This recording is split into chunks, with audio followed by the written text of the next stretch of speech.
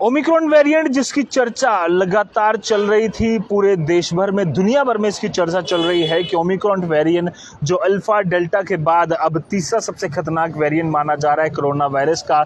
माना ऐसा जा रहा है कि तीसरी वेव को लाने का सबसे बड़ा जिम्मेदार जो है वो ओमिक्रॉन वेरिएंट बनेगा, क्योंकि 5 गुना ज़्यादा तेज़ी से डेल्टा वायरस के मुकाबले ये ओमिक्रॉन वेरिएंट जो है वो कोरोना वायरस को फैलाता है, और उसकी पुष्टि अब देश में हो चुकी है। 2 केसेस पूरे देश भर में अभी तक रिपोर्ट किए गए हैं। ये दोनों केसेस कर्नाटका राज्य से जो है वो रिपोर्ट किए गए हैं, जिसमें बताया जा रहा है कि 66 साल के एक व्यक्ति कोरोना पॉजिटिव हुए हैं, और साथ ही साथ जो दूसरा व्यक्ति इसमें ओमिक्रॉन वेरिएंट से कोरोना पॉजिटिव पाया गया है उसकी उम्र 46 साल बताई जा रही है। ये दोनों व्यक्ति कर्नाटका राज्य के बताए जा रहे हैं। आपको बता दूं कि डेल्टा वेरिएंट के मुकाबले ओमिक्रॉन वेरिएंट जो है वो 5 गुना ज़्यादा तेज़ी से फैलता है, इसलिए इसका खतरा काफ़ी ज़्यादा बताया जा रहा है। लोगों को लगातार अवेयर किया जा रहा है। कहा जा रहा है कि अगर अभी भी आप लोगों ने टीका नहीं लगवाया है कोरोना का, तो कृपया करके जल्द से जल्द लगवा लीजिए। आज भी केंद्र सरकार द्वारा और ministry of home and family welfare द्वारा एक प्रेस कॉन्फ्रेंस को संबोधित किया गया, जिसमें ये जानकारी साझा की गई है।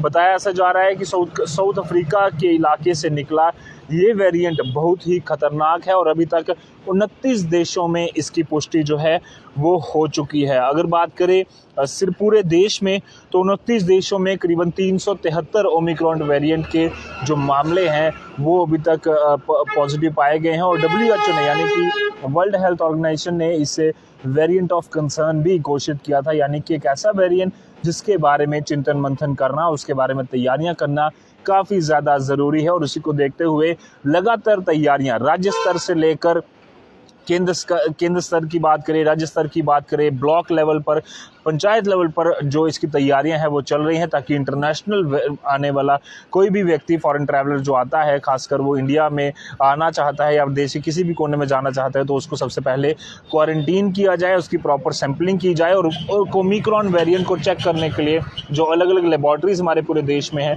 वहाँ पर जल्द से जल्द सैंपल पहुँचाया जाए। और वही सैंपल जब कर्नाटका से भेजे गए तो 2 पॉजिटिव व्यक्ति वहाँ से रिपोर्ट किए गए हैं। एक की उम्र 66 साल और एक की 40 साल बताई जा रही है। आपको बता दूं कि 28 नवंबर को समाप्त सप्ताह में यूरोपीय क्षेत्र में लगभग 2.75 लाख नए मामले और 31,000 से अधिक मौतें दर्ज की गई थी, यानी कि यूरोप में भी तेज़ी से कोरोना वायरस फैल रहा है, और उसी में ओमिक्रॉन वेरिएंट भी एक सबसे बड़ा जिम्मेदार माना जा रहा है। इसकी तुलना अगर दक्षिण और एशिया क्षेत्रों से करें तो 11 अन्य देश भारत के साथ शामिल हैं, जहां पर लगातार केसेस जो हैं वो 1 लाख से ऊपर रिपोर्ट हो रहे हैं। और केरल और महाराष्ट्र पूरे देश में सबसे बड़ा, हमारे देश की अगर हम बात करें तो केरल और महाराष्ट्र सबसे बड़ा जिम्मेदार है कि ज़्यादा केसेस जो हैं वो पूरे देश में अभी भी आ रहे हैं। 10,000 से ज़्यादा सक्रिय मामले यानी कि एक्टिव केसेस जो हैं अभी भी केरला और महाराष्ट्र से आ रहे हैं, जो कि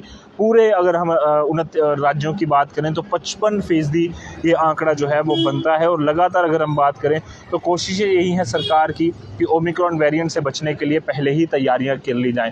तैयारियां किस लेवल पर? सबसे पहले टीकाकरण जो है उसे और तेज़ किया जाए। सरकार ने बताया है कि लगातार जो टीकाकरण की दर है उसे तेज़ किया गया है। अगर बात करें ट्रैवलर्स के लिए, जो फॉरेन से जितनी भी फ़्लाइट्स आ रही थी उन्हें जो 15 दिसंबर से शुरू होनी थी उसे स्थगित कर दिया गया है। इसी के साथ साथ अगर हम बात करें तो सरकार ने राज्य स्तर पर, डिस्ट्रिक्ट लेवल पर, हर लेवल पर सरकारों को कहा है कि आप पूरी तरह से क्वारंटीन सेंटर्स जो है वो बना लीजिए, ताकि इंटरनेशनल पैसेंजर जो भी आता है इंटरनेशनल फ़्लाइट पर तो उसे पहले क्वारंटीन किया जाए, और उसके बाद जब पुष्टि होती है कि उसमें ओमिक्रॉन वेरिएंट या किसी भी तरह का कोरोना वायरस नहीं पाया जाता है तो उसे तभी घर भेजा जाए। और साथ ही साथ अगर कोई व्यक्ति पूरी तरह से स्वस्थ भी है तो कम से कम 8 दिन का क्वारंटीन उसे घर में मैंडेटरी है। जम्मू में भी, कश्मीर में भी।